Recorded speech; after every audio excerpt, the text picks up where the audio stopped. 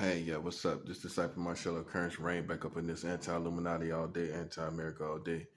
So this video is going to be about the true American spirit. The true American spirit is separation and independence.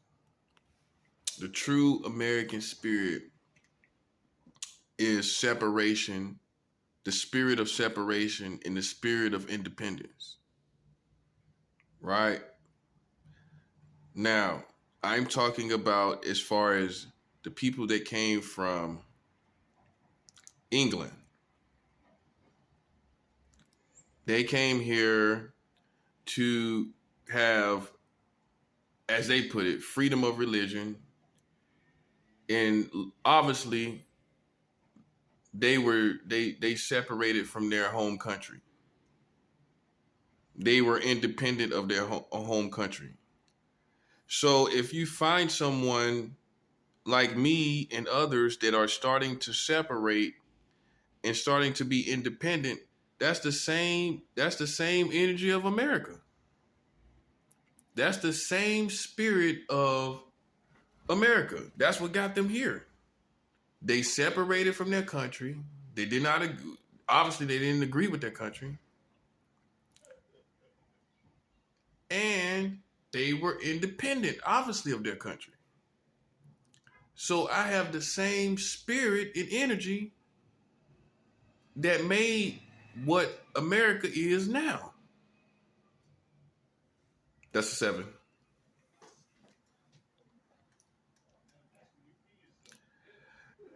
So when you find someone that is carrying that same energy, some would say DNA, how can you be mad? It's the same thing happening over again. It's the same energy, right?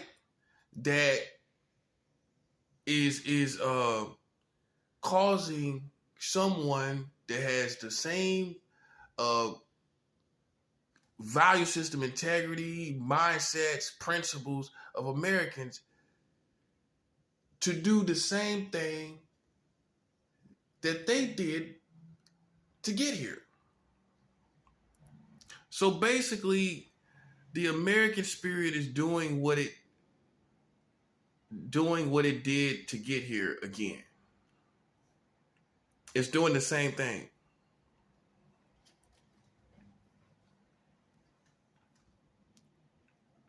It's doing the same thing again. Through people like me, I am starting to separate. And here's the punchline. I am separating also so that I can practice my spirituality. That's a 7 Al. That's what America said they did. So they would have freedom of religion. They would have freedom of religion. They would be able to be independent. That's all what I'm doing.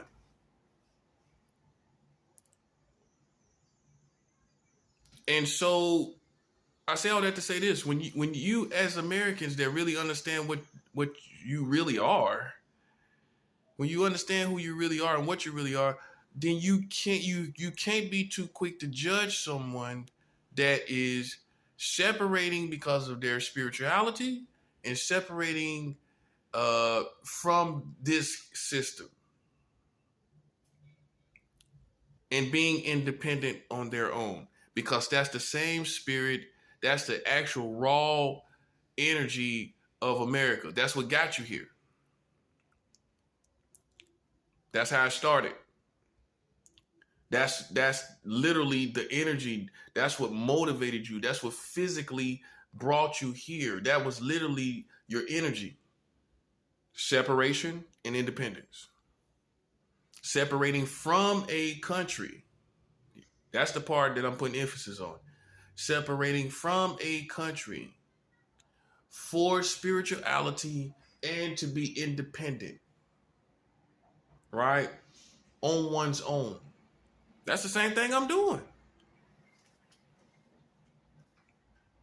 I'm not doing anything differently. I'm actually doing everything the same. Some would say, well, I want to practice my spirituality. I separate from your country so that I can do that. You decided to separate from England for freedom of religion, right? And to be independent. I'm doing the same thing. So some would say I have more of the American energy and American spirit than those who would oppose me. Well, they're not separating. They see all the crazy stuff going on and they're not separating from it.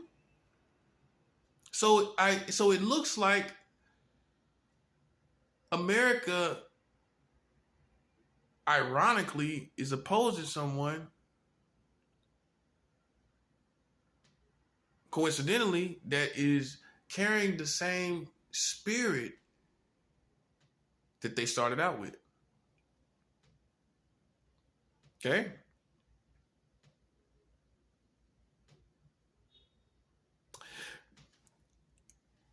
With with with that being said, right? Can you really say let's see what you're doing, right? You're a part of all of this going on. And what's going to happen, what I believe is going to happen, is now it's a birthing of that same spirit over again. Through people like me, that same American movement, energy. You see what I'm saying?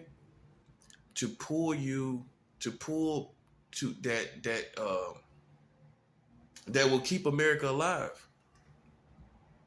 In order for the real spirit of America to be alive and stay alive, it has to do what it did first to get here. That's a 7 hour. It has to separate for spirituality and for independence. You should have knew. Look, you should have knew this. Look at all this stuff that's going on, right? You don't think this? You don't think that's possible for a birthing to happen, a birthing of America, if you will, to happen twice, to where they're doing what they once did again, like a leap, and then they're doing a second leap, if you will. That's what's happening. You jumped over here, and now you got to jump here. You jumped over here, and now you got to jump here. Now, I'm going by raw principles. You can't persecute the person that really is ultimately practicing the same thing that got you here. You can't.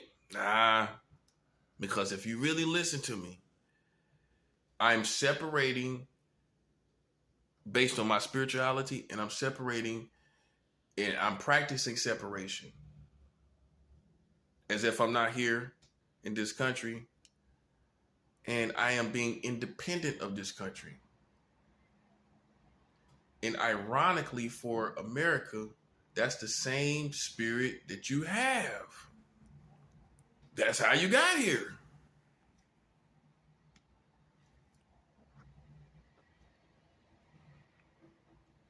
So some would say, like I said,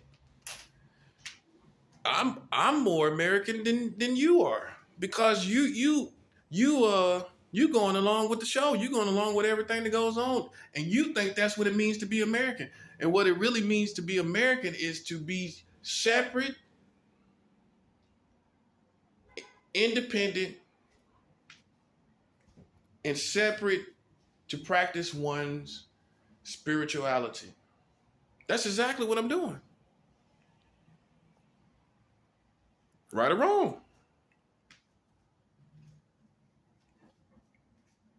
And if you look at the community, see what you have done, you have went backwards. You have went into, you have went opposite, better to say.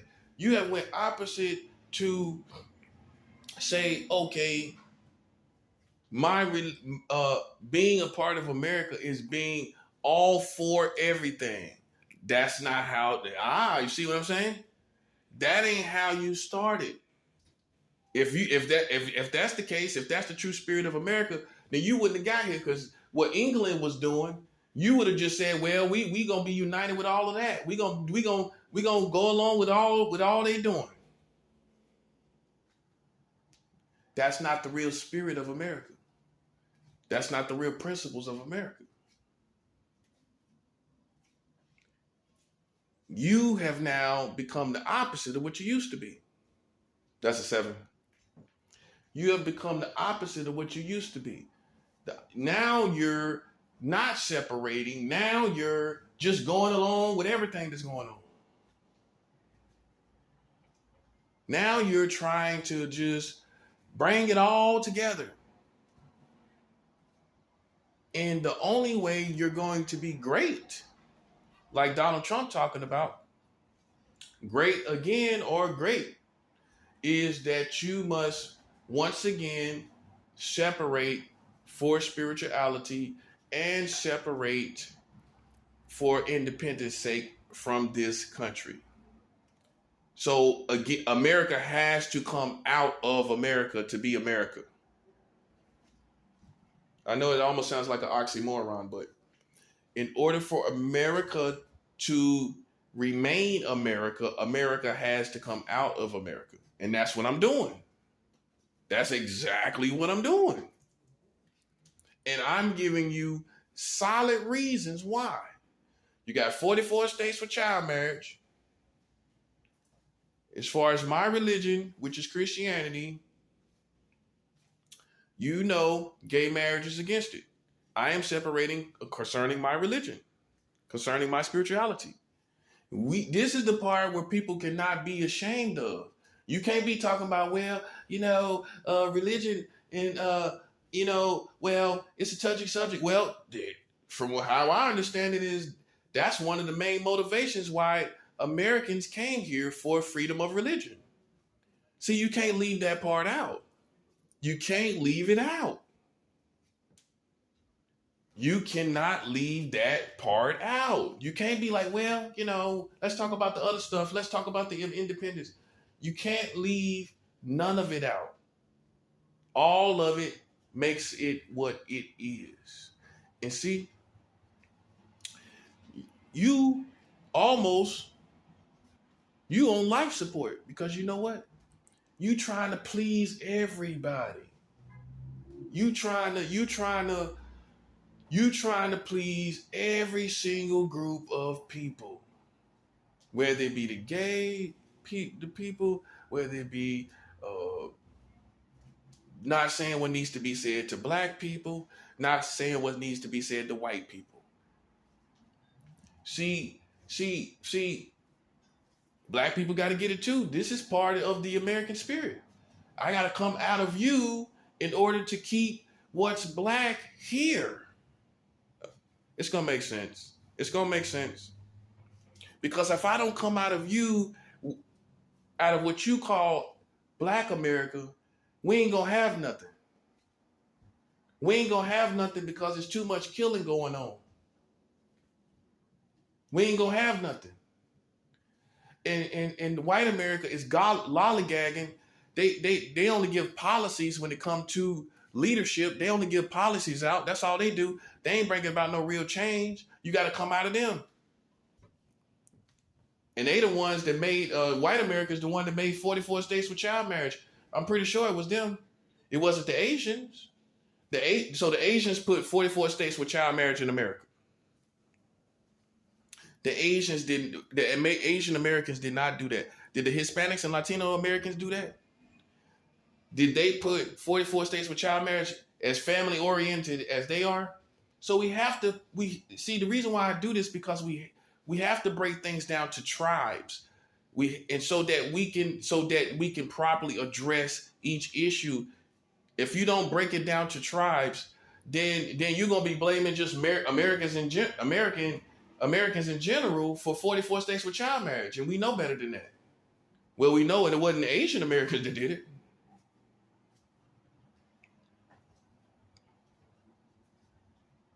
This is one of the main reasons I had one of the main reasons I'm separated. Okay. The second one, like I said, 50 states with gay marriage. That's against my religion. That's against my spirituality, right? You see what I'm saying? And this is why you listen. This is why you see me moving the way I'm moving. Now, what you are projecting is, I don't know what to call it, but it's not America. I call it strange America. I've been calling it that for about 4 or 5 years or so, maybe, yeah, about 2 to 4 years or so. I've been calling this strange America because you break constitutional rights, you gang stalk, you like I said, you try to please everybody, you try to do for everybody, and that's just not going to happen in the American way. We have to come out. I have to come out from black, white. You have to come out from the whole thing.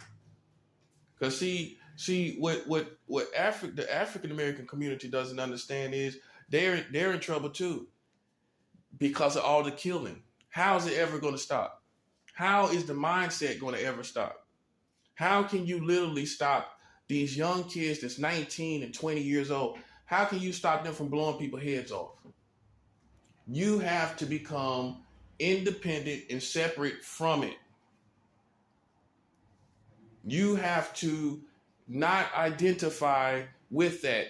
You know what you have to do? And I hope you understand what I'm saying. You have to understand the difference between being black and African.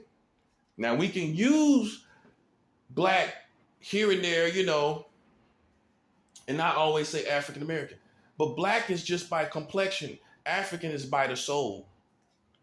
And African is by the soul when you preserve African lives.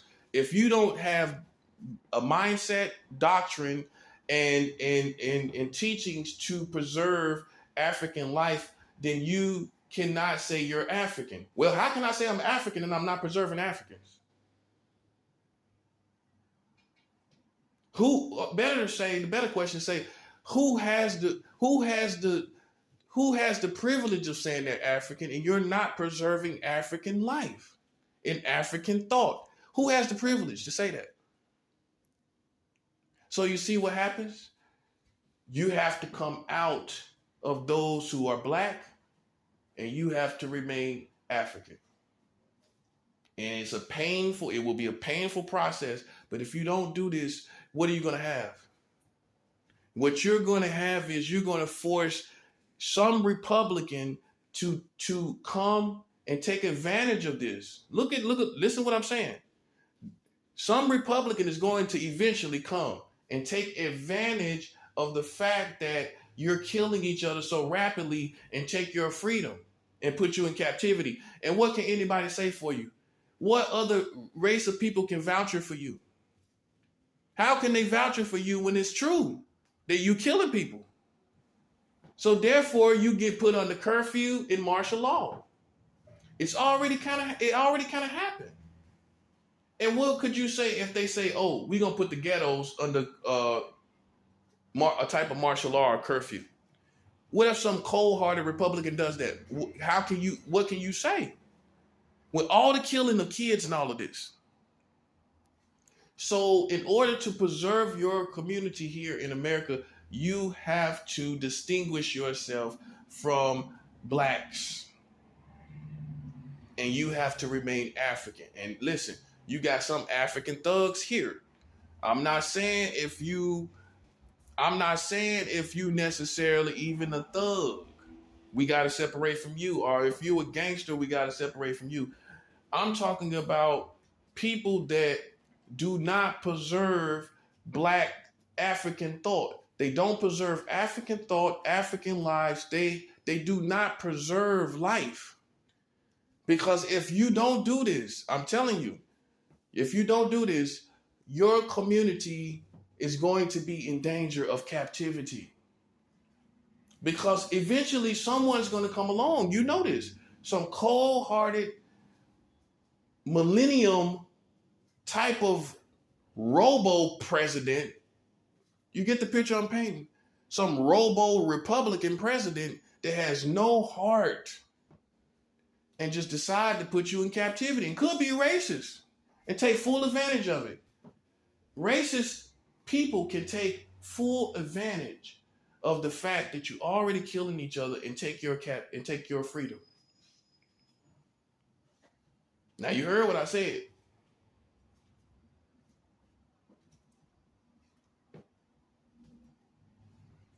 So you also have to come out. See, this has to be broken down to each tribe. And they got to understand the reasons why. Because everybody think they good here. It's a lot of black people, you think you good. You think you got something going on here. You don't got nothing going on here. It's too much killing. It's too much killing. You don't have nothing going on as far as a movement. It's too much killing. White Americans don't got nothing going on because they responsible for too much corruption that's going on here, including the 44 states with child marriage. That's the biggest corruption right now they got going on. So they ain't got nothing going on. And then the thing about the Hispanic and Latino community is what they don't see is, ironically, they have to begin to unite more with America than ever before. Not unite with politics like you've been doing. These street politics and this foolishness that you've been uniting to. I ain't talking about that. You need to start uniting to the real issues of America as a community. Not just going and voting. You need to start making your voices known as a community of what you don't like and you do like. You have to plug into America. What you have done is you've chosen the path of least resistance where you just mind your business, because really in actuality, most of the real big problems are applied to black and white people. So it's easy for you to sidestep real big problems. But what happens if you continue to do that, you won't be considered really part of America. So you're forced to, like the rest of us, join to the problems. Like it's not fun, but if you don't join to the problems, then how could you be considered a part of the country if you ain't really helping the problems and digging into the things that going on here, and you just in your own community, like you've been just minding your own business, but you say you're American and you're connected to America. That's just like a whole bunch of people going to one country. You build your own community, you stay there, but you don't have no real interactions, no heavyweight interactions with the problems that's going on. But yet you expect to be part of America. It doesn't work like that, buddy. It doesn't work like that. You have to dig in, you have to send your representatives, you have to begin to offer up solutions. It's just like, you remember you was in school, if you sit back and you let everybody else make all the answers, you got to raise your hand and you got to take some of the answers too. The teacher said, "Who knows it?" You don't remember that when we was in school, and you would raise your hand to answer and bring the solution to the problem. If it was in math, you raise your hand and you could tell the teacher the solution. You have to start doing that. You have to start participating in class, in other words. Because if you just sit there in class, per se, and you let everyone else, you let the black people come up with the solutions, they raising their hand, you let the white people come up with the solutions, but you just sit there and, you just get passed through the grade. Well, you think you're going to get passed through the grade. You might not get passed through the grade because you wasn't participating. Now you see what I'm saying? Does that analogy make sense? You have to really dig in. And of course, you have your community in military and police. I'm not talking about that. I'm talking about digging into these real community problems. That's what I'm talking about. Digging into the real overall community problems, whether they involve you or not. That's where you become you. That's where your situation is unique. You have to begin to involve yourself in black and white issues because you are American, because you are here, because you are a part of this community. You have to begin to involve yourself more concerning black issues and white issues. You can't just be sitting back like you've been doing, talking about we ain't involved. That's not going to work. That means you're not involved with America. That means you're not involved in America, and therefore, why should you be considered American? That's how people are going to start looking at it. Think about it. Think about it. If you just don't be involved, look at me. Even me, I'm involved. Look, I am. At the end of the day, I am. And here I am, separated. Now you see what I'm saying. And you call yourself American and you ain't even involved. That's what I'm saying. You got to check that. And that's for all the other ethnicities. That's for all the other ethnicities. You if you do not begin to be involved, people are going to start to look at you as freeloading and not carrying your own weight when it comes to these real issues. That goes for other races, the Asians, the Indians, like from the country India. All of y'all got to start getting involved because no one's going to be carried going into the future. No one's going to be carried. Everyone has to carry their own weight, not just black people and not just white people. Now you see what I'm saying? Because at the end of the day, black people and white people are the main ones carrying all the issues here in America. That's a fact. That's an absolute fact. Can we agree on that? Can we agree on that? It's black people and white people carrying these issues. You look at the politics. You look at the politicians. Look at the mayors. Look at the mayor and the governor of New York. It's a black person and a white person. Am I right or wrong? Okay, then. Need I say more? So we all going into the future, everyone has to carry their own weight. You know what I'm saying? You got to be involved. And I'm going to be more progressive with saying, as far as videos in the future, with showing each ethnicity as time progresses by, how you must be involved and how you must uniquely be involved. Everyone has a unique way of being involved, every ethnicity. See, the beauty of having all these ethnicities here is everybody's position is unique. Everybody's position is unique. It's not, everybody's position is not the same. That's what keeps it interesting. But you need specifications on your position. You know? You need specifications.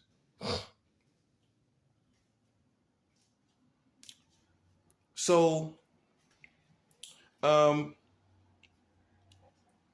because this will be for the new, I don't say new America, but for the people that's here, that's coming out, this is going to have to be like this. No longer can black people and white people carry all the issues here.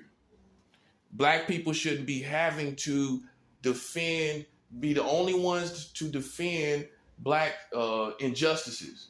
We need the Indians to speak up. We need everybody to speak up. We need Hispanics and Latinos to speak up. We need you to be more vocal. Now you see what I'm saying?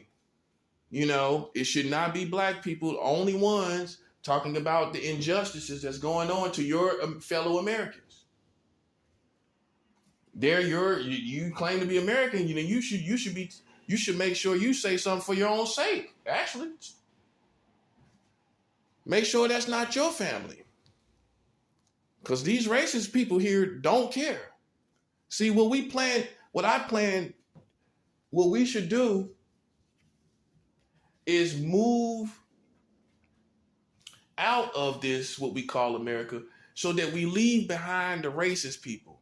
This is the only way we're going to get away from them. The only way we're going to get away from them and weed them out of the system is to come out of this and leave them behind.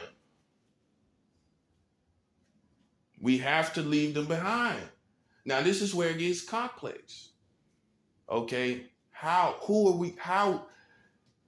we know who to leave behind? I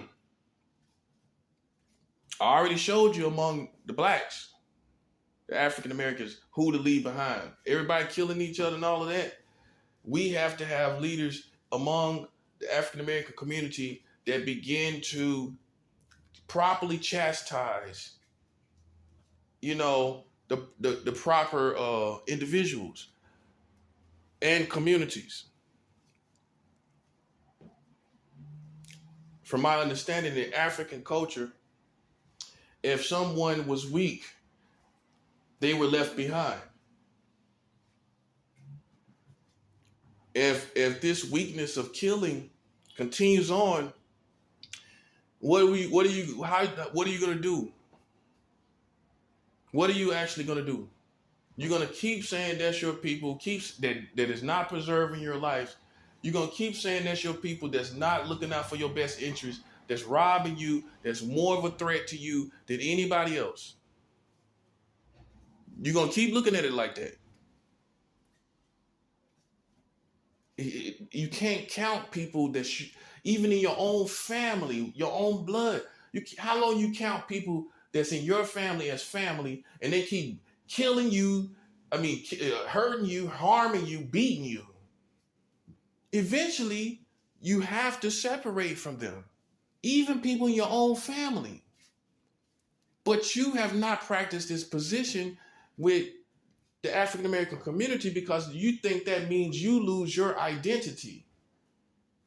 You don't lose your identity. They lose theirs. You have to separate. In order to survive, that's the only way you're going to survive, man, because in all actuality, it's just too out of control, man. And it's nothing you can do about it. It's nothing. What you going to do about that? How are you actually going to stop that mentality? Now, I gave you one solution, is to start giving people 20 years or better. For any senseless killings, you're getting 20 years or better. That's what you're getting. If you kill children, if you push people on trains, you're getting 20 years or better. That would change the hood overnight. That would change people who just want to go out and hurt people. That would change that overnight. When you realize you're getting 20 years or better, that's going to change everything. That's going to change it.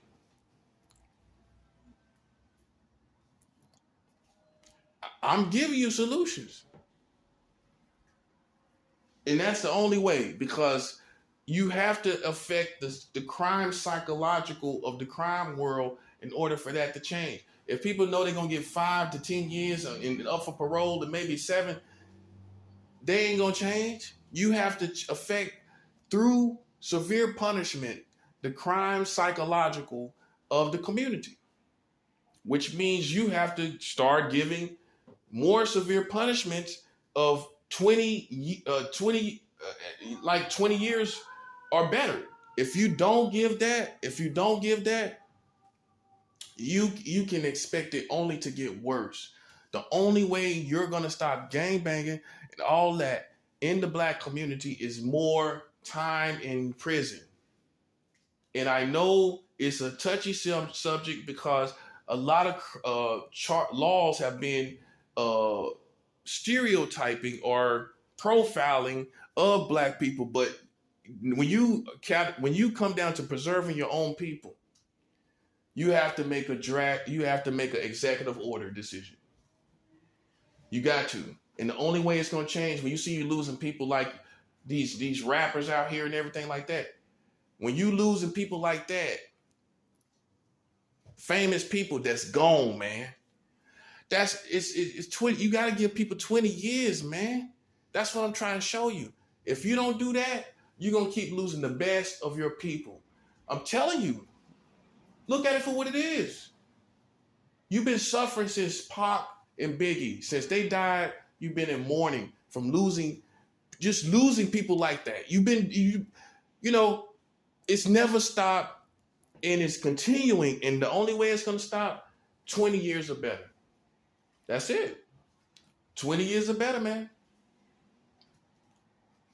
And you can't keep celebrating all this killing in the entertainment because that feeds it. That feeds it, man. It does. It feeds it. It feeds it. And it's not going to go away on its own.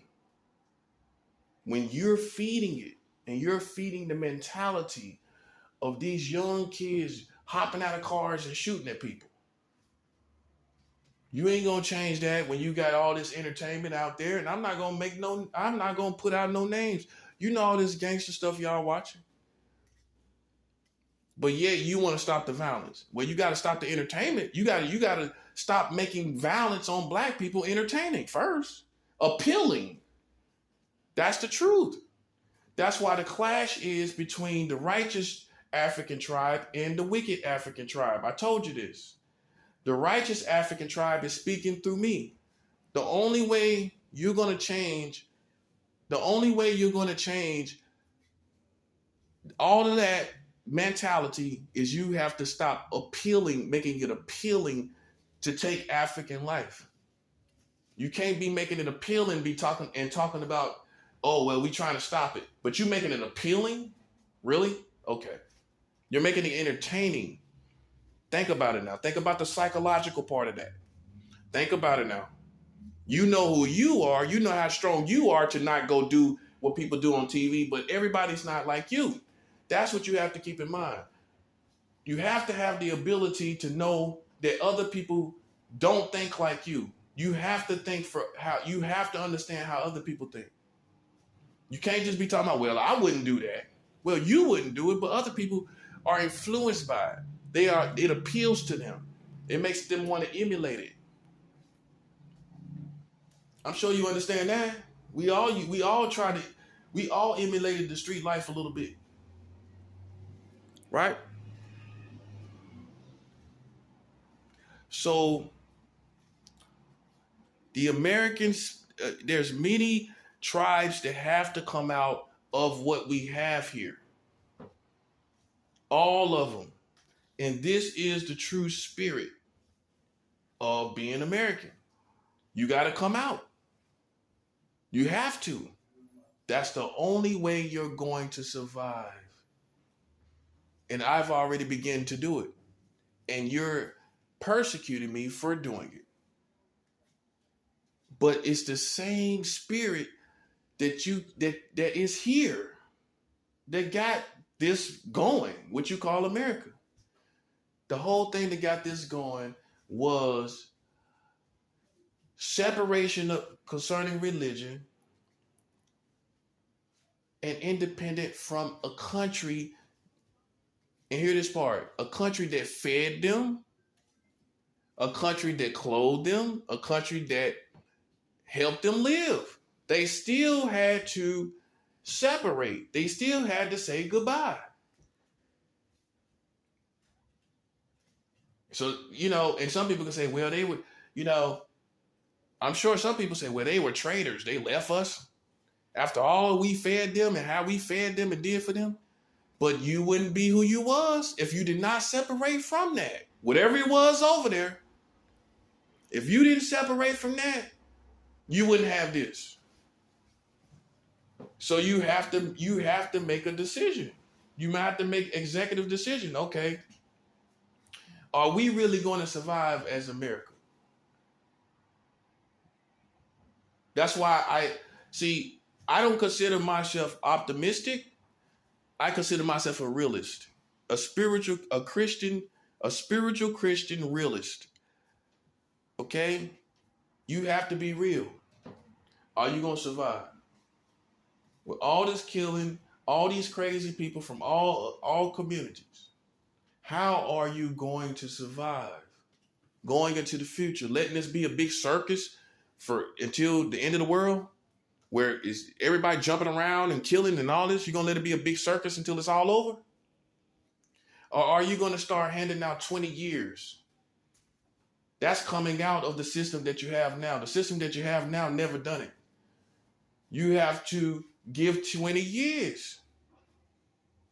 And then you got the right criminals. Because if somebody kill somebody and they're aware that they can get 20 years, now you got the person you really want in jail, don't you? Instead of all these people locked up because they was influenced by this, influenced by that, and they want to be gangsters and they want to be thugs. So you get rid of all those wannabes when you jack up the punishment. Now you ain't got all them wannabes that you once had. You don't have all them no more because they ain't trying to go to jail for 20 years. So now everybody that you lock up are the real criminals. Anybody crazy enough to go to jail for 20 years, that's the real criminals. You crazy enough to kill somebody and go to jail for 20 years? Yes, that's who you are the ones we want. We are the ones you want to lock up. You don't want to lock up these little street punks. Listen, man. Listen. Those are street punks. All you need to do is put 20 years and put 20 years up on the punishments of senseless crimes, and I guarantee you, you will weed out all of this killing that's going on in your community. These senseless killings. You know exactly, specifically what I'm talking about. I'm talking about all these killings that's going on. 20 years, man. And it's all types of people. For the mass shootings too. These white guys that do mass shootings, 20 years. 20 years for all these mass shootings, these people that go around shooting. 20 years, man. I bet the mass shooters ain't getting 20 years, are they? On the average, because a mass shooting is 4 people being shot or more. 4 plus.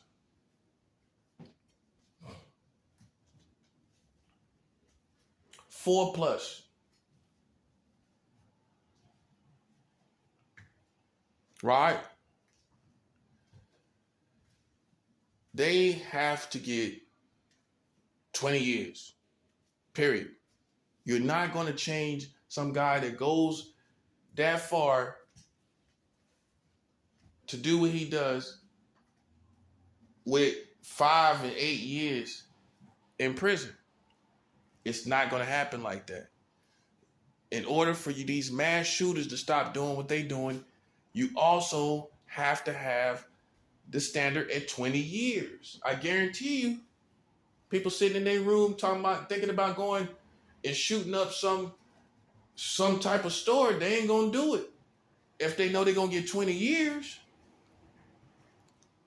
it's going to be in the crime psychological of the criminals. It's going to be in the crime psychological of America. Those who want to do crimes, they're going to think about 20 years. But people don't think about no years now because it's not extreme enough it's not a good enough of a punishment. The punishment isn't severe enough. So no one really knows how many years they're going to get when they think about going shooting people. No one really knows how many years they're going to get when they think about shooting people. All across your country, they don't know what years they're going to get. Do you know? Do you know really how many years people are going to get for shooting somebody?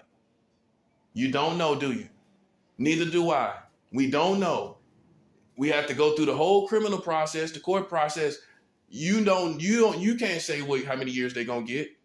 I'm telling you to get rid of all of that and give them 20 years. Listen, man, I don't see why you sympathize with somebody who kills innocent people and children. I don't see why you do it.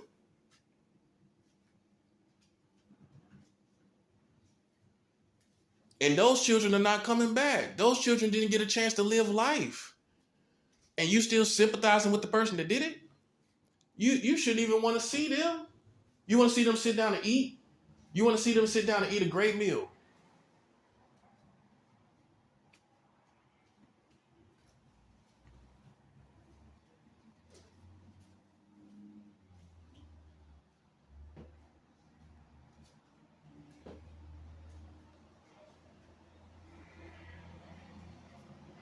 So that's what I'm telling you. You can't, you can listen. In that case, you can't have mercy any longer. Too many people are being killed senselessly. It's just crazy, right? This is another part of you coming out of America. You have to come out of the crime system. Now, these racist people, back to them. This is how we leave them behind, is we come out of the system. Now, it gets tricky. It gets very tricky. But the way that we totally weed them out is through the ideals and the principles, the new principles and ideals that we stand by. These racist individuals will rear their heads when you have true equality here in America. Well, they're going to be sitting there racist with full equality. I'm pretty sure they're going to be looking back. You're going to be able to see who's who. Some way they're going to have some kind of Jedi mind trick where they are against equality. How much you want to put on that? So that's how we first do it. Equality, complete equality, right? As far as ethnicity. Because race is about ethnicity, right? Racism is about ethnicity. We ain't talking about sexuality. Okay? Like I told you before, if you want to do anything for gay people, won't you, instead of trying to get them married, won't you try to first protect their lives and stop them from getting killed? You see all this stuff going on. Won't you give higher punishments for them being killed? If God ain't killing them, then nobody should be killing them. That's how I see it. If God wanted them dead today, they would be dead today. Right or wrong? I ain't using the Jedi mind trick. If God wanted gay people dead, they'd be dead. That's the bottom line. So if that's not happening in the time frame of today, then you don't have the right to be around here doing that. And you need to give, instead of trying to do all these other things to think you're showing acceptance, you need to show protection first. Because meanwhile, while you're passing gay marriage laws, while you're passing those laws, there are still gay people dying. Go look at the New York situation right here in New York, where somebody got where people were baiting these gay guys and robbing them and killing them and drugging them and taking their money. You need to have higher severe punishments on people that do that prey on gay people like that. That's what I'm saying. It's one thing to endorse or condone a lifestyle. It's another thing to protect a human life. It's a different. That's just like your mom, or your dad. They may not agree with everything you do, but they're going to try their best to protect your life, right? That's what I'm saying. So you've been going about it all wrong. Well, maybe let me say it this way. Maybe you've been prioritizing things all wrong. I'm pretty sure, yes, you have. Because you look at black trannies in the country, something that's overlooked, they've been killed, and I have to say how it is, they're being killed by people in the black community. Black trannies are being killed by other black people, right? They have a hard road fitting in with the ghetto. I'm calling it how it is. They have a hard time walking around the ghetto and everything like that. And everybody deserves to live long enough to come to receive Christ in their spiritual journey. And in order to do that, obviously they got to be alive, right? So you preserve life that people will have a chance to come to Christ. When you preserve life, they have another day to make that decision, right? They can't make that decision if they're not protected by proper laws. They don't have a chance to make it. Okay? So where you went wrong was you did not preserve life. You worried about marriage, marriage, marriage. That's why I'm not saying everybody do it for that reason, but I think some people do stuff for political reasons. You not, because if you really was among the community, you would realize how they're dying. If you really were concerned, then you would see the major problems to be concerned about. So maybe some people are passing these laws for like to be elected and to be in power and to remain in power. Maybe it's a power move, if you will, to remain in power. They signed all that paper so they can just get your acceptance and get your power and to get their power. Think about it, because it's too much of an issue of trannies, specifically black trannies, more than any other ethnicity of trannies, being killed in their own community among their own people, being persecuted and hated and gang stalked even, probably. I'm pretty sure they are. Being gang stalked by all kind of hateful little groups out here. Ain't no telling. And trannies in general are probably being gang stalked by hateful groups. I'm pretty sure there's some kind of little hateful group out there, but they wasn't even aware of it. So that's true wisdom. That's how this needs to go into going ahead, moving ahead. Preserving life, right? Preserving life in the gay community, preserving life in the black community, excluding those who don't have a true perspective of doing that. Going to war is one thing. Every man has the right to go to war. Every woman has the right to go to war. We're not talking about that. We're talking about people that sit up and they just do senseless killings and stuff. It don't mean nothing. Ain't no reason. Ain't no reason behind it. At all. At all. They ain't got nothing to tell you. That's what I'm talking about. Well, they ain't got nothing to tell you. Huh? No, man. No.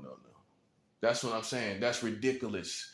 And none of your leaders, ministers, they ain't nobody saying nothing because they're scared of rejection. But you need to come out anyway. You need to come out of this country anyway. If you don't come out, I'm telling you, what are you going to have? You have to. And I know you didn't see this coming. I know you didn't think about this. And I know this probably puts you in an uncomfortable situation. But if you really think about it, how are you going to come out of it? How are you going to get these racist people out the American system? How? How are you going to get them out? The only way you're going to get them out, the only way you can get American racists out the system is to make laws that are anti-racist. In fact, you have to make a whole anti-racist system. That's what you got to do. And that's going to weed them out. It's going to spray them like Raid on roaches. They ain't going to be able to stand it. They ain't going to be able to stand it to see complete freedom. No problems.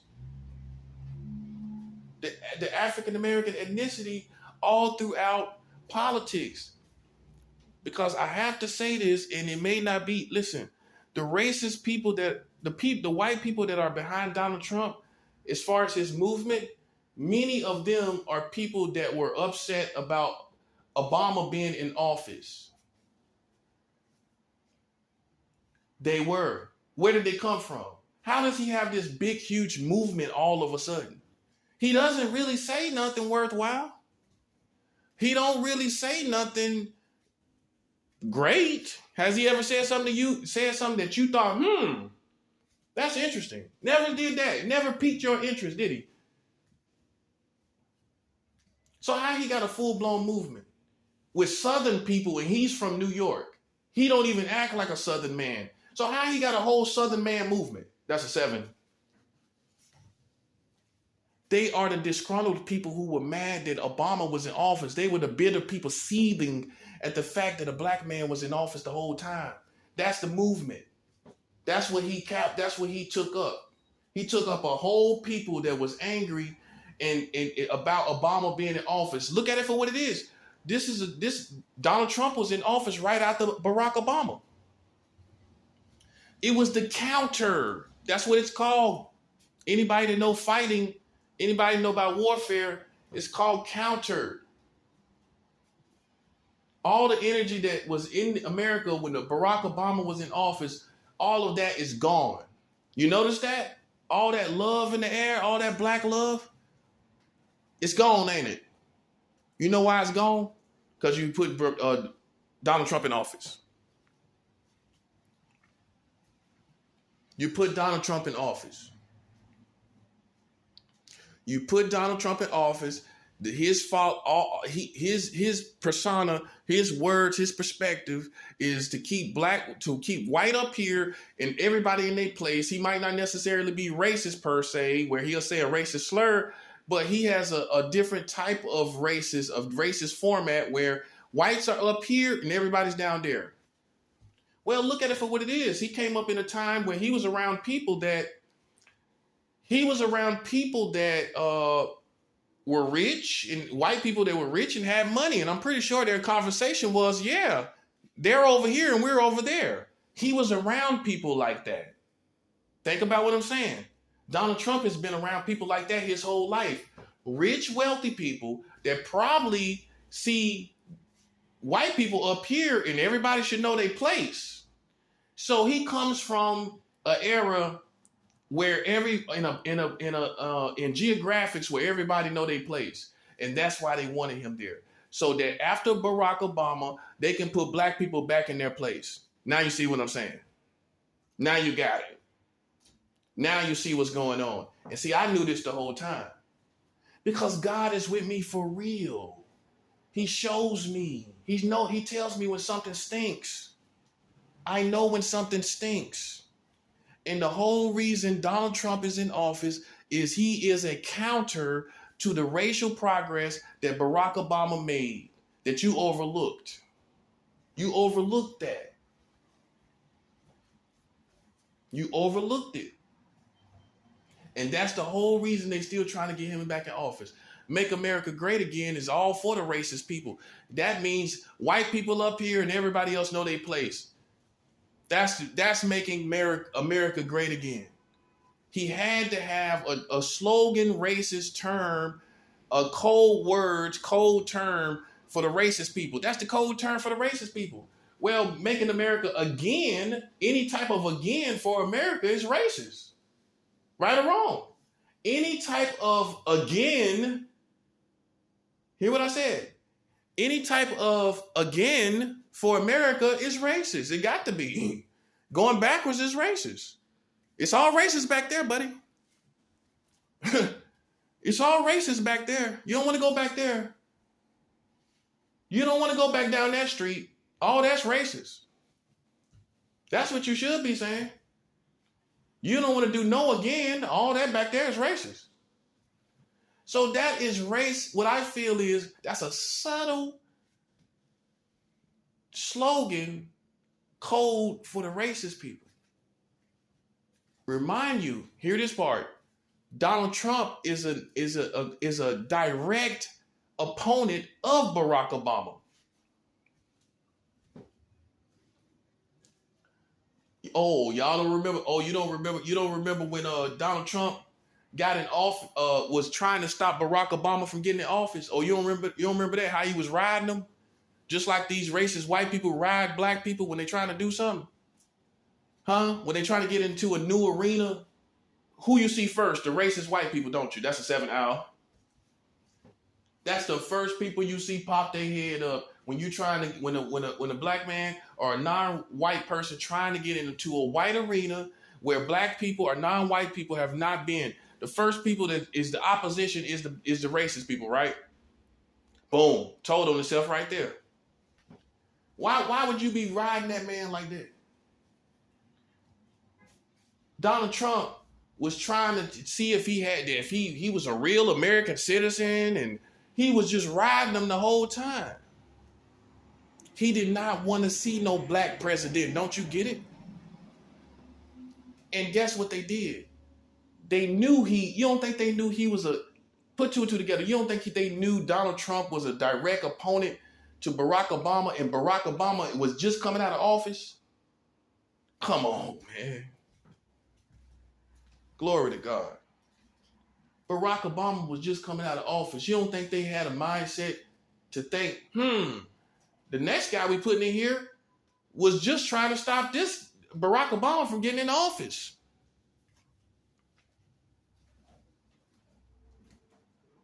He was just trying to stop Barack Obama from getting in office. Why you put that man in there?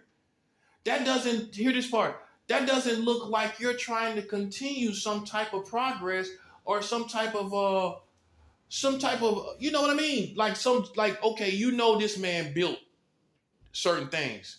So why are you going to put his opponent right after him? Why are you going to do that?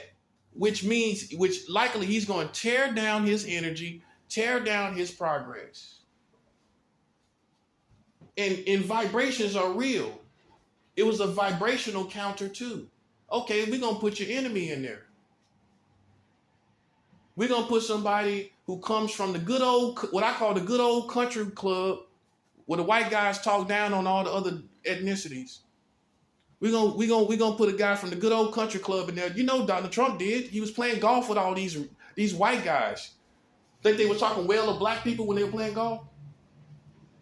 We're gonna put a guy that comes from the good old country golf club and that is a direct vibrational enemy of Barack Obama. Like I said, he tried to stop him. He questioned about his birth certificate, everything. Go back and look when Barack Obama was trying to get in office. Donald Trump was so vocal about it. You didn't ever hear him say, "Oh, it's great that an African American is getting off." You never heard that, did you? Never heard him say, "It's great. We're being progressive as Americans, putting an African American in the White House over a White House administration." Didn't hear any of that kind of talk, did you? Just questioning, just like racist people do, no different than Edgar Hoover did to Martin Luther King Jr. He was a racist. He was just riding him. Edgar Hoover was just riding MLK. You know why? That's what racist people do. They ride you. They look for flaws. They look for fault. They try to prevent you. They might not use racist slurs. They try to prevent you. They question your integrity. That's what they do. That's how you know Donald Trump is a borderline racist. He just went after this guy you don't really know. Why he went after him like that? That's what I'm trying to show you. So now you see where we at. You got the racist empire and upholding, hoping Donald Trump get in there. Listen, to counter all that Barack Obama did, they still after that. Now you see what the purpose, now you see why they doing it. Now you see why they did that. They still after it because Joe Biden, he came from he was under the Obama administration himself. Look at it for what it is. Racist white people say, well, he's with Obama. He was with Obama. I don't like him.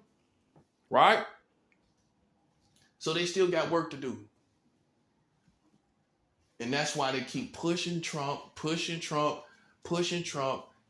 for white racists. And it's for also, like I've been telling you, it's for white families that feel that this is their country and that no one should come overtake it. No one should come and take their hard work. Now, this is where it gets tricky because that's not necessarily racist, right? That's not necessarily wrong to feel that we as white families built this country and we feel that we should continue what we built.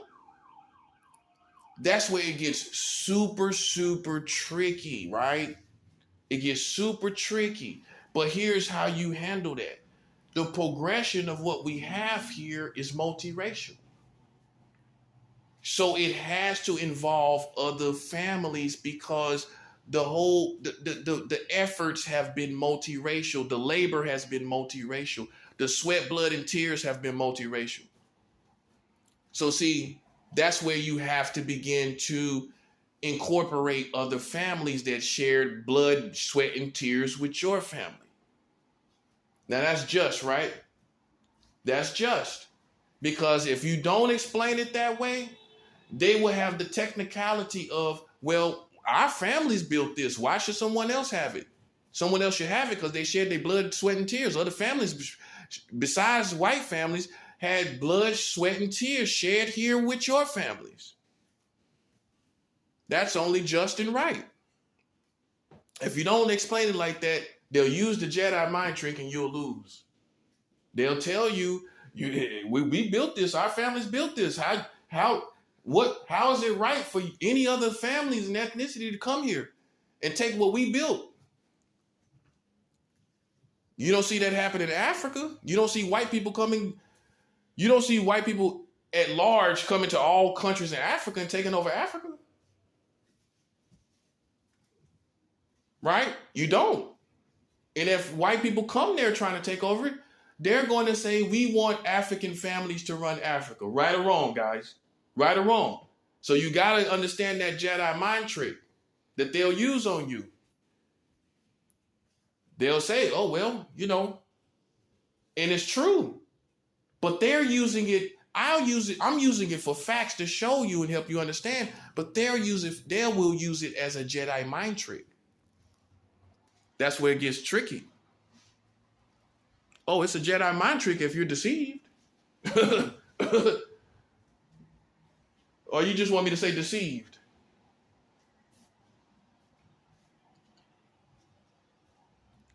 Okay, so you have to understand that if some people here, some white Americans feel that they built this, their families built this, no one has the right to take it, right?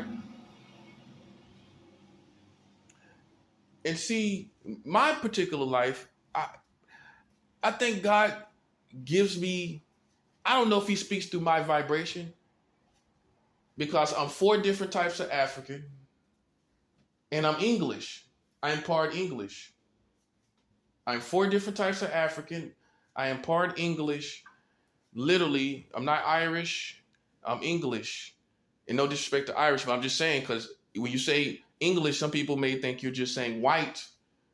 And I have to say, I'm not saying it in that way. I'm saying I'm part English, 4 types of African, South American, Indian, from like India, South Asian, and a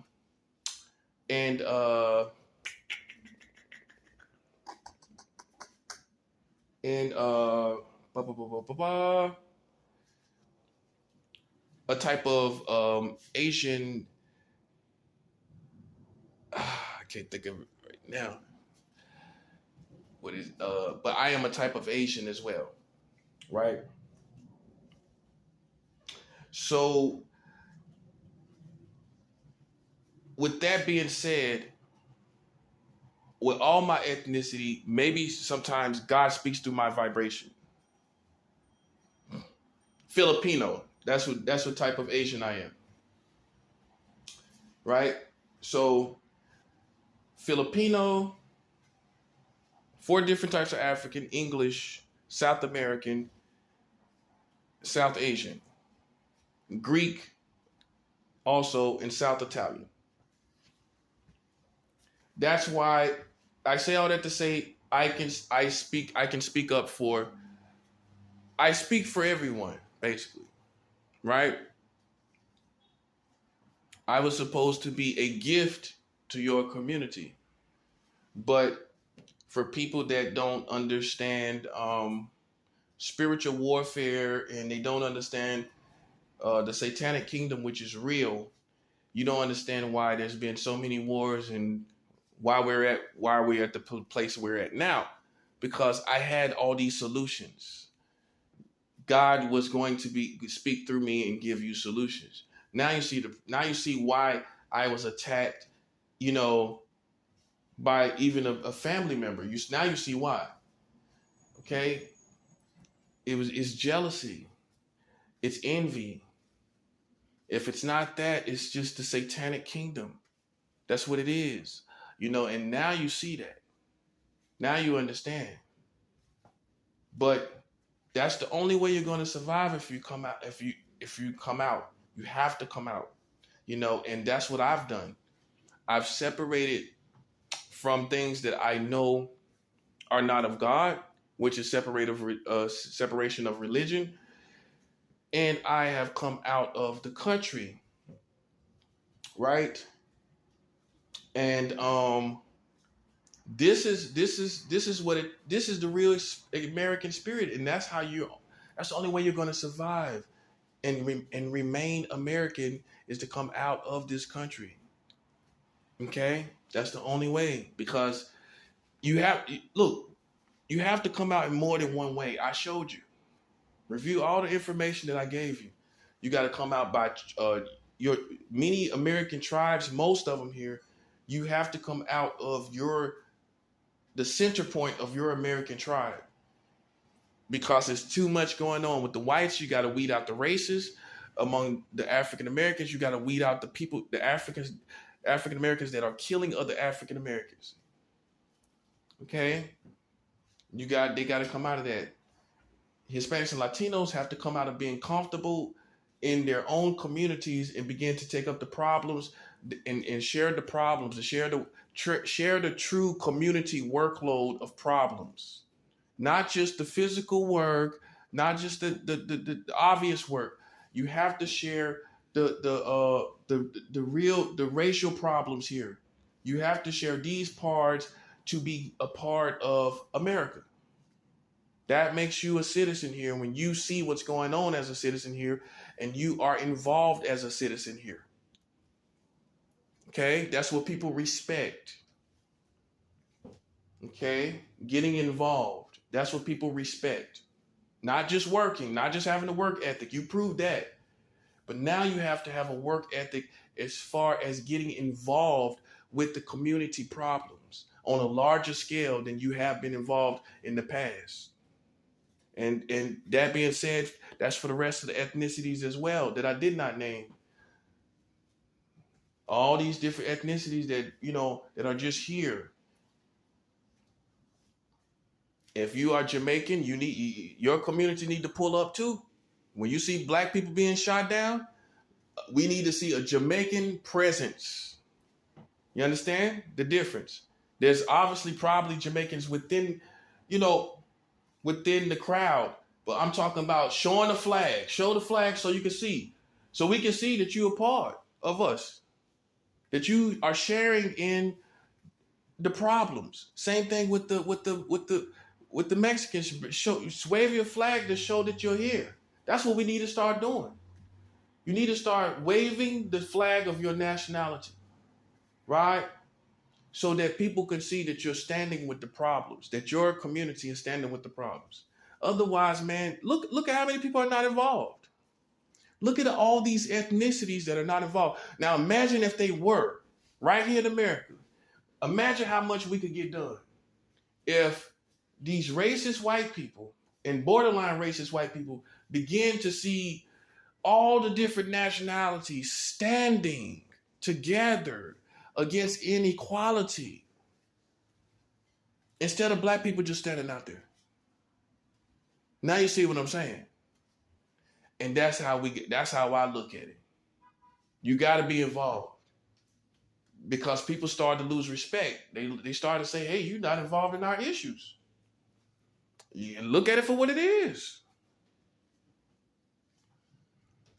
And so that's the way you have to come out. That's what you got to come out of. That's the present America you have to come out of. Okay?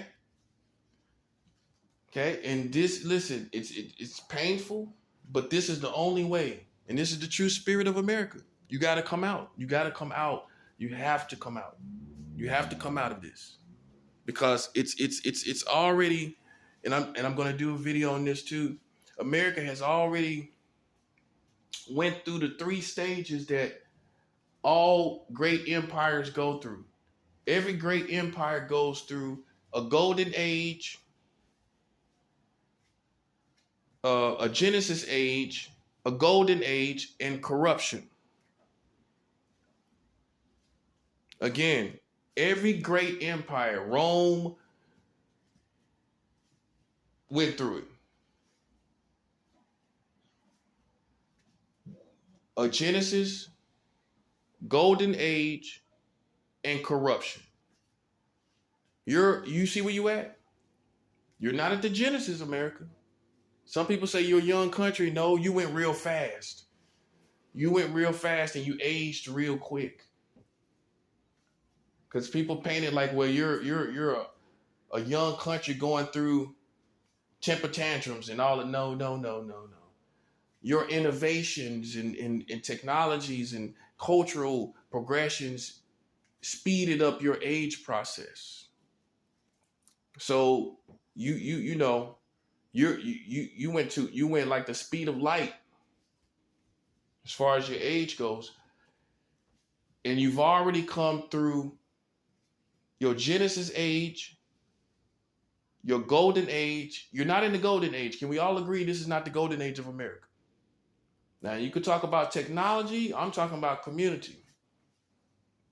To you, community, technology-wise, a scientist is going to say, yeah, we're in our golden age. You just don't know what we can do. Well, I know it's not affecting these crazy people, whatever you can do. I know these crazy people still pushing people on New York City train tracks, whether you can do this or that. So based on community, you are not in a golden age any longer. Based on the morals and integrity of your community, look at the last election. Look at the last election. Look at January 6th. You are not in a golden age as far as community goes. That's obvious. You have come to corruption. And after corruption is the fall. So I'm going to do videos on that too. The empire, the 3 stages of an empire. Genesis, golden age, and corruption. Okay? That's where you at. And the only way you're going to survive and not be another Rome is you have to come out of what you are. See, they didn't do this.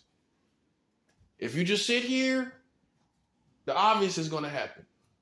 If you just sit here and stand there and just look, the obvious is going to happen. You're going to fall. If you are in a corrupt country with corruption everywhere, look at the last election. That's corruption. Hello. Right or wrong, guys?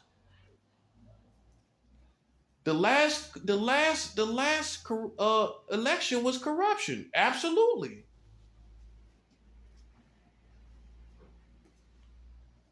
That's what it was, right? Okay then. So you already have an outward obvious sign, a relevant indication that you're in corruption. That's a 7th hour.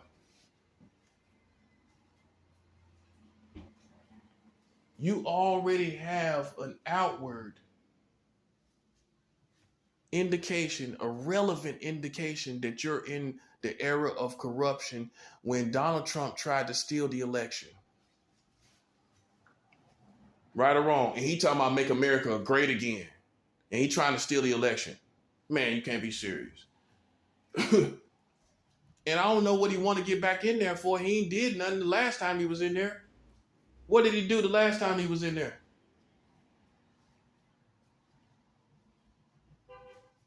What did he do the last time he was in there? What did he do so great when he had 4 years? You can't call it, can you? You can't tell me what he did, can you? But yeah, he's still rallying around like he's doing something. He's still rallying around like he's saying something and doing something. Ain't saying nothing profound. Ain't saying nothing to make you think, is he? Okay.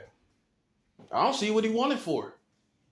That's what I'm saying. It makes you wonder, what is his agenda? Hey, everybody know when they're not good at something. I'm pretty sure he's a businessman. He knows when he's not good at something. He ain't did nothing. He had a slow response on COVID, put you all in harm's way. That's what he did. Under his administration, the last child marriage law was passed. That's what it did. The last child marriage law was passed under the Trump administration, July 1st, 2019. Big as his mouth is, did you hear him say anything about that last child marriage law passed under his administration, on his watch? Didn't hear him say nothing, did you? That's what I'm saying. That's what I'm trying to show you. You're already in the corruption stage, and the child marriage law show you that as well. You got 44 states with child marriage. You telling me you ain't in corruption? You got the age of consent under 18 in 40 states. You telling me you ain't in corruption? You just passed your last child marriage law, July 1st, 2019. That was 3 years ago. You telling me you ain't in corruption? Oh, you in the golden age with child marriage. You need to listen to a master when I'm telling you. You're not in the golden age with child marriage. Okay? You need to come out, man. You got child marriage, if not for any other reason. This is why you should be separating from America. Right or wrong? Oh, so you feel that you can still be a part of that, but not be a part of that part. How does that work? How does that work? Never seen it work like that.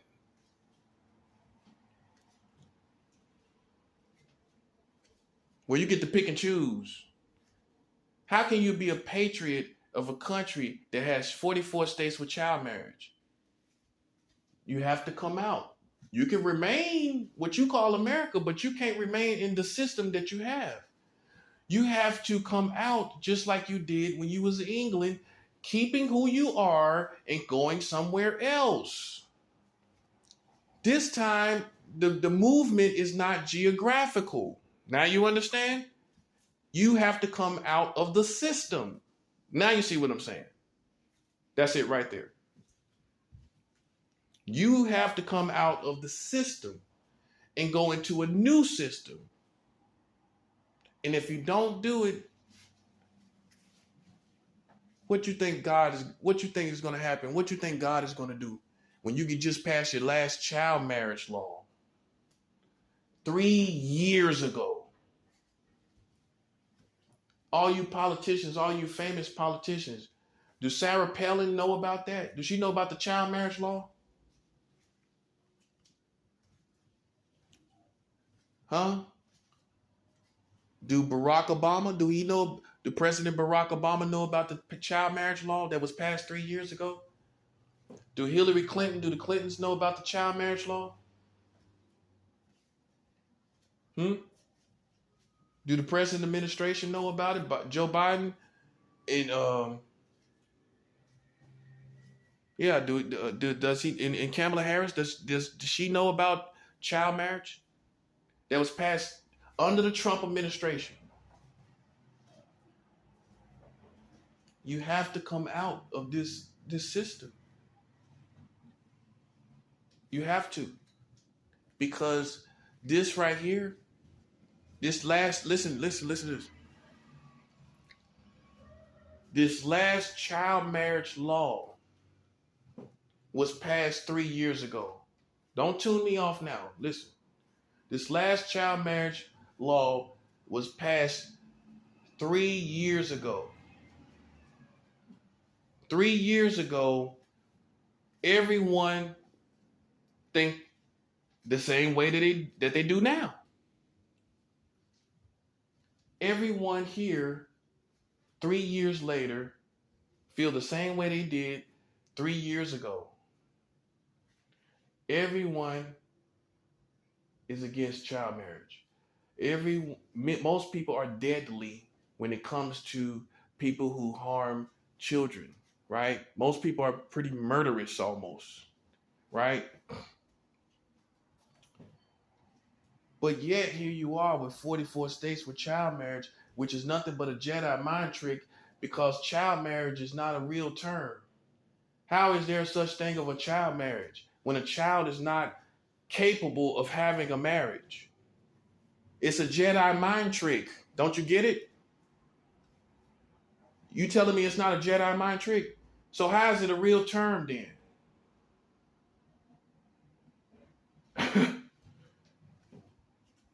If you don't come out of America for no other reason, you should come out for the fact that under the Trump administration, specifically, this last child marriage law was passed and he said nothing. It doesn't, listen, it gets worse and worse with this guy. It does. On his watch, the last child marriage law was passed. Whether he helped it be passed or not, he had no objections and he had nothing to say about it. And this man got something to say about everybody. Didn't he say something about Roseanne Barr one time? Definitely Rosie O'Donnell. He definitely said something about her. Talking about Rosie O'Donnell, but can't talk about these child marriage laws passed under your administration. I have a problem with that. I have a big problem with the fact that you take your time as a president or a politician to talk about Rosie O'Donnell. No disrespect to her, but, you know, he takes his time to be vocal about her, but we don't hear a peep out of him when it comes to this last child marriage law passed under his administration. Now, do we? We don't hear nothing said from him, do we? Isn't that a little strange to you? Big as his mouth is. Now he's met his match. Somebody like me, I'm long-winded. I could talk all night long. I could talk all night long about him.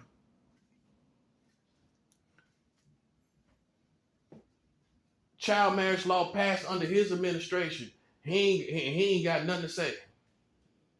He talked about LeBron James. Yeah, he talked about LeBron too. Insulting his IQ and all of that, man. Just irrelevant stuff. But yet, the last child marriage law passed under his administration, we don't hear him say nothing about it, do we? Now that's kind of out of character for him, ain't it? To be a little quiet. Joe Biden is a little quiet. That's why he be calling him Sleepy Joe, don't you think? Well, you ain't gonna call nobody Sleepy Joe that talks a lot, that got a big mouth now, do you? Do you call anybody that Sleepy Joe that has a big mouth? We can at least establish that. You don't call somebody Sleepy Joe that has a big mouth. Come on now. So I could see if Joe Biden is kind of quiet. But Donald Trump, he says nothing about this child marriage law. The last one we ain't got no other ones. Ain't no other one been passed yet. The last one was passed under the Trump administration, which puts him in a bad situation. Because his mouth is too big for me to believe that he didn't know about it. And here's the thing. We know that every president sees the laws. He at least seen it. Whether he passed it or not, he's seen the law. Can we establish that? He at least got some type of email. Come on now, don't insult my intelligence. He got some type of email, some type of memo, some type of bulletin about every law that's passed, right? So how come he ain't say nothing about this when he got the memo or the email? We know he got some type of notification. Come on now, guys. If you're the president, let's just look at the White House as Facebook. You don't think he get notifications as if like Facebook for every law that's passed? Notification for this law passed. Notification for that law passed. Notification. I'm pretty sure he do. I'm pretty sure he gets notifications. He didn't talk about the notification of the last child marriage law passed July 1st, 2019. Now, did he? He didn't talk about that law, did he? That's what I'm trying to show you. Maybe he's part, maybe, you know, it makes you question him as a man. Well, how can this happen? The bottom line is you said nothing basically, which some would say is incompetent. Well, you didn't say nothing about it. It just went past you. Isn't that a form of incompetency? You didn't know. You came and went and came from the White House. Didn't talk about this. Came to the White House, went from the White House. Did you hear him say something about it? Hey, he talks about everything else at these rallies. Look at it for what it is. He talk about all this irrelevant foolishness, like he's a superstar at these rallies. Doesn't hear him talk about, you don't hear no objection about this last child marriage law, now do you? That's what I'm trying to show you. Couldn't take no time out at these rallies to talk about it, could he? Isn't that a little spooky?